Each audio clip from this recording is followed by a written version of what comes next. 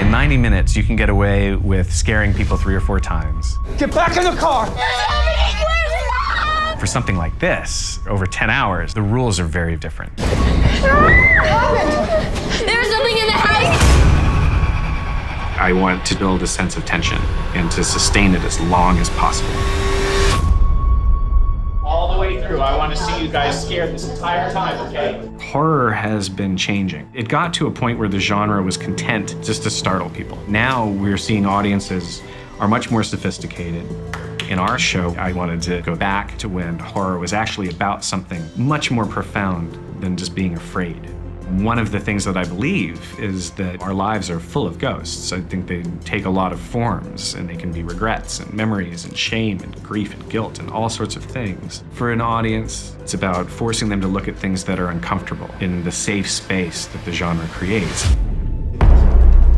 Working with Mike Flanagan has been absolutely great. He brings a great spirit to the set, and he spent a lot of time thinking about this story and thinking about how he was going to film it visually. He's going to come forward. He doesn't flinch out this way. He has a really unique way into horror. It's very true to the genre, but he will always go for a more complex character and a deeper version of something. He is the true definition of an auteur.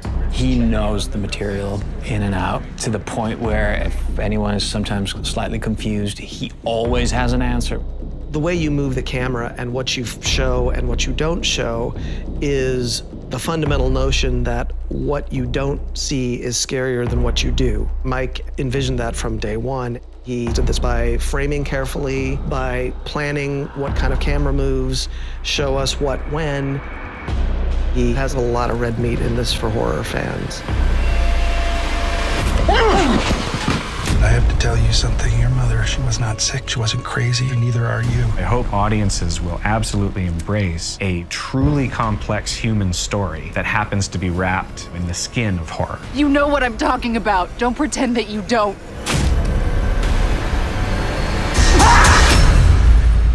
You know, I gotta ask. Folks around town, they've always talked about this place. What? Is it haunted?